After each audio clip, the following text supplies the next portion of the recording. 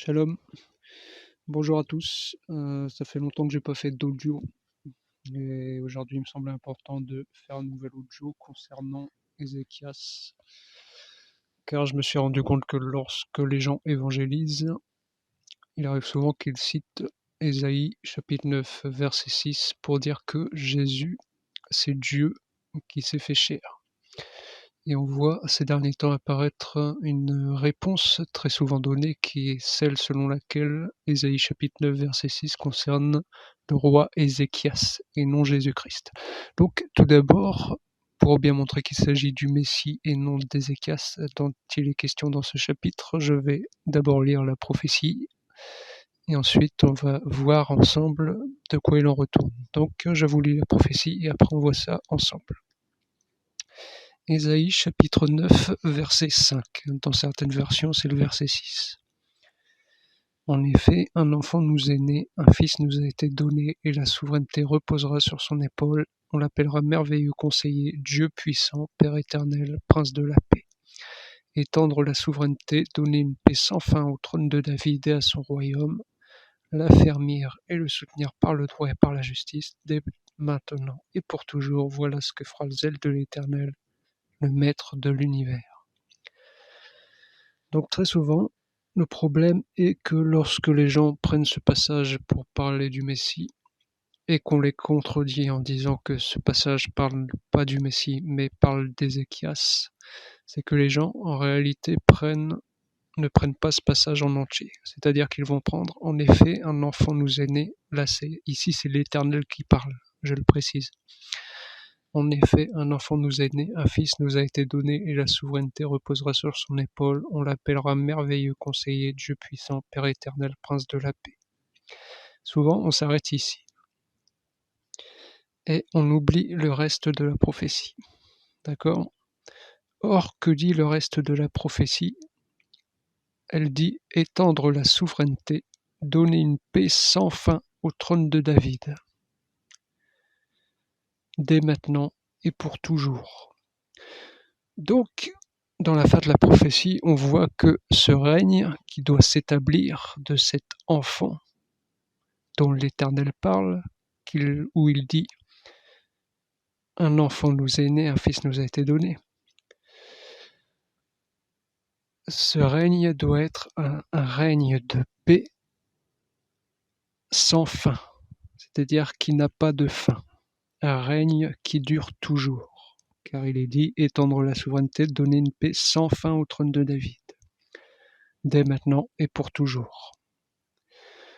Donc, pour voir s'il s'agit bien d'Ézéchias, allons voir dans les Écritures le règne d'Ézéchias. Voyons si ce règne est un règne sans fin, un règne qui dure toujours. On va aller voir dans Ésaïe chapitre 38.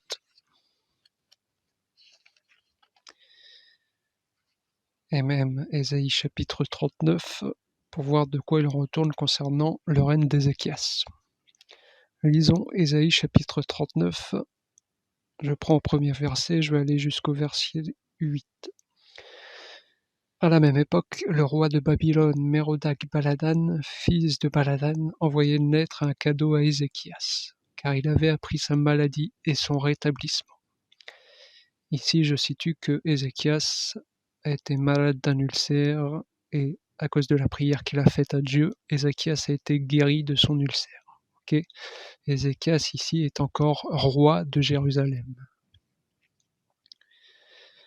Cela réjouit tant Ézéchias qu'il montra aux envoyés tous les endroits où étaient ses objets de valeur, l'argent et l'or, les aromates et l'huile précieuse, tout son arsenal et tout ce qui se trouvait dans ses trésors. Ézéchias leur montra absolument tout dans son palais et sur tout son territoire. Donc ici, le contexte est qu'Ézéchias, qui est donc roi de Jérusalem, roi de Juda, reçoit les Babyloniens et montre aux Babyloniens qui sont venus pour lui offrir des cadeaux parce qu'ils ont appris sa maladie et son rétablissement. Les Babyloniens donc viennent voir Ézéchias et Ézéchias leur montre tout dans son palais et dans son royaume. Et donc le prophète Ésaïe est envoyé par l'Éternel à Ézéchias. Donc je prends verset 3. Le prophète Ésaïe va ensuite trouver le roi Ézéchias et lui demanda « Qu'ont dit ces gens-là et d'où sont-ils venus pour te voir ?» Ézéchias répondit « Ils sont venus d'un pays éloigné de Babylone pour me voir. » Ésaïe ajouta « Qu'ont-ils vu dans ton palais ?» Ézéchias répondit « Ils ont vu tout ce qu'il y a chez moi. Je leur ai montré absolument tout dans mes trésors. » Alors Ésaïe dit à Ézéchias « Écoute la parole de l'Éternel, le Maître de l'univers. Les jours viendront où l'on emportera à Babylone tout ce qu'il y a chez toi et que tes ancêtres ont accumulé jusqu'à aujourd'hui. Il n'en restera rien, dit l'Éternel. De plus, on prendra plusieurs de tes fils, de ceux qui sont issus de toi et dont tu es le père, pour faire d'eux des eunuques dans le palais du roi de Babylone. » Ézéchias répondit à Ésaïe, « La parole de l'Éternel que tu viens de dire est bonne. En effet, ajouta-t-il, il y aura paix et sécurité pendant ma vie. » Donc ici, nous voyons que suite au fait qu'Ézéchias ait accueilli les Babyloniens et montré aux Babyloniens tout ce qu'il possède, tous ses trésors, tout ce qu'il avait dans son palais, l'Éternel envoie le prophète Ésaïe dire à Ézéchias que, après sa mort, les jours viendront où on emportera à Babylone tout ce qu'il y a chez lui et que ses ancêtres ont accumulé. C'est-à-dire qu'après la mort d'Ézéchias, après la fin du règne d'Ézéchias,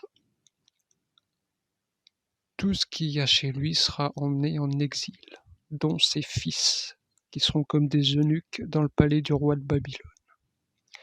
Et Ézéchias répond à Ésaïe, « La parole que tu viens de dire est bonne, en effet, il y aura paix et sécurité pendant ma vie. » D'accord ? Le roi Ézéchias, écoutant la prophétie du prophète Ésaïe,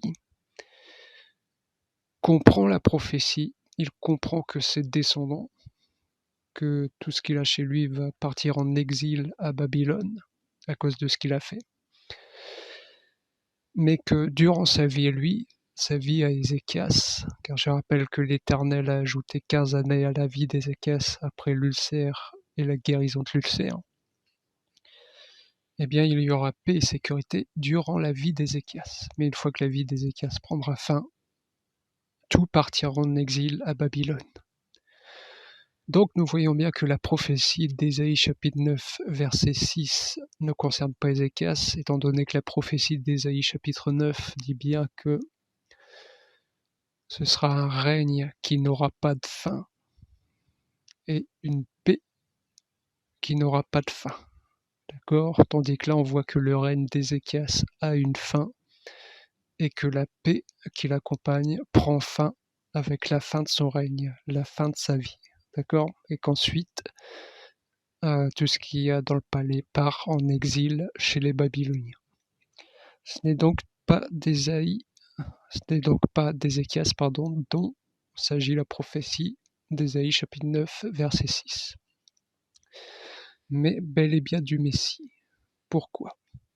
Déjà, parce que voici ce que dit Jésus-Christ lorsqu'on l'interroge devant le Sanhédrin avant son jugement, sa crucifixion, avant qu'on l'accuse pour blasphème et qu'il soit emmené vers Pilate pour être crucifié. Voici ce que dit Jésus. Prenons Matthieu.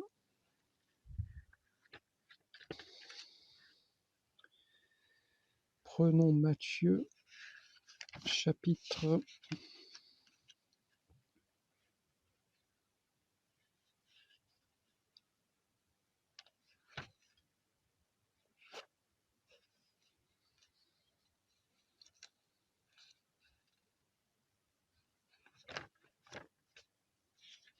chapitre 26. Je vais prendre au verset 59 et on va descendre. D'accord ? Les chefs des prêtres, les anciens et tout le Sanhédrin cherchaient un faux témoignage contre Jésus afin de le faire mourir. Mais ils n'en trouvèrent pas, quoique beaucoup de faux témoins se soient présentés. Enfin, il en vint deux qui dirent « Celui-ci a dit, je peux détruire le temple de Dieu et le reconstruire en 3 jours. » Le grand prêtre se leva et lui dit « Ne réponds-tu rien ? Pourquoi ces hommes témoignent-ils contre toi ?» Mais Jésus gardait le silence. Le grand prêtre prit la parole et lui dit « Je t'adjure par le Dieu vivant de nous dire si tu es le Messie, le Fils de Dieu. » Jésus lui répondit, tu le dis. De plus, je vous le déclare, vous verrez désormais le Fils de l'homme assis à la droite du Tout-Puissant et venant sur les nuées du ciel. Alors le grand prêtre déchira ses vêtements en disant, il a blasphémé. Qu'avons-nous encore besoin de témoins? Vous venez d'entendre son blasphème. Qu'en pensez-vous? Ils répondirent, il mérite la mort. Donc ici, pour confirmer que Jésus est le Messie, Jésus déclare lui-même, tu le dis, je suis le Messie, et il ajoute,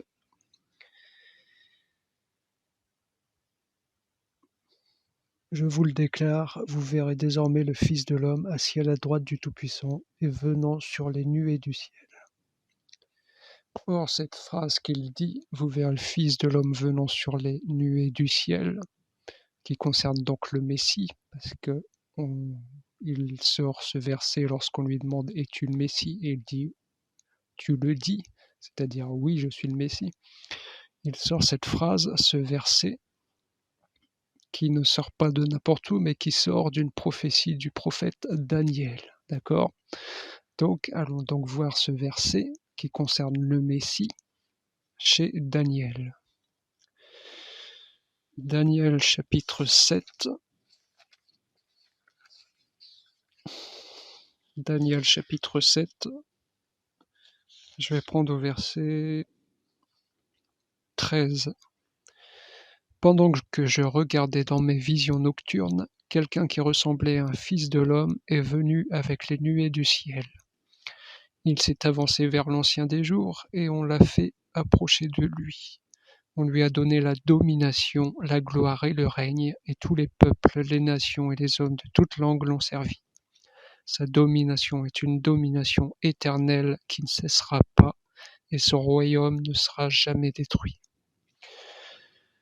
Donc, ici on voit bien qu'on a donné au Messie, au Fils de l'homme qui vient sur les nuées du ciel, la gloire et le règne. Non seulement le règne, mais une domination éternelle qui ne cessera pas, et un royaume qui ne sera jamais détruit. Donc ici, nous voyons que le règne du Messie, car Jésus confirme être roi aussi devant Ponce Pilate, car Ponce Pilate lui demande « Es-tu roi ?» Jésus lui répond « Tu le dis, je suis roi, mais mon royaume n'est pas de ce monde. » Pourquoi? Parce que Jésus règne éternellement dans l'éternité et non sur la terre. Ici, la prophétie de Daniel chapitre 7 concerne le fait que Jésus viendra aussi régner sur la terre et que ce sera un règne éternel. D'accord? Ici, il s'agit du retour de Jésus-Christ venant sur les nuées du ciel. C'est conforme à la prière qu'avait faite Jésus-Christ lorsqu'il dit au Père que ton règne vienne sur la terre comme au ciel. C'est-à-dire que Jésus, le Dieu éternel, règne en ce moment au ciel, mais il faut que son règne s'établisse également sur la terre, ce qui viendra dans les temps à venir. Aujourd'hui, Dieu règne au ciel, Jésus-Christ, le Messie, règne au ciel, mais son règne sera établi sur la terre le moment venu. D'accord? Et ce règne sera un règne éternel qui ne passera pas. Ce qui est conforme à la prophétie d'Ésaïe chapitre 9, verset 6, selon laquelle l'enfant qui est né, le Fils qui est donné, qu'on appellera Dieu puissant, Père éternel, Prince de la paix, accordera un règne, il aura un règne qui ne passera pas, qui ne cesserait pas, et il donnera une paix sans fin au trône de David. C'est pourquoi aussi Jésus est appelé fils de David, parce qu'il est descendant de David.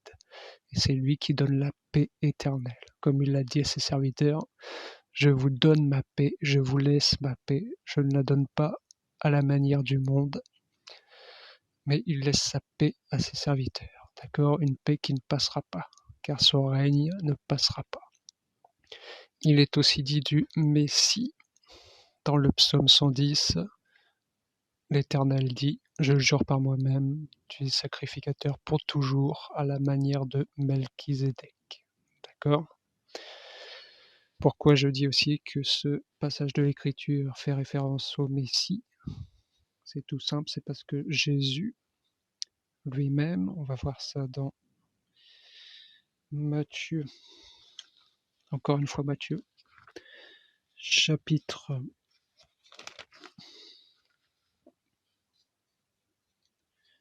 je vais prendre au chapitre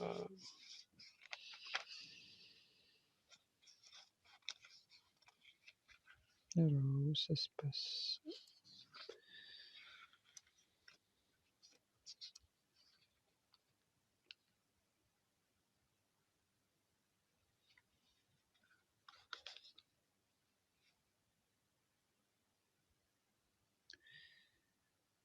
Est-ce que c'est vraiment dans Matthieu?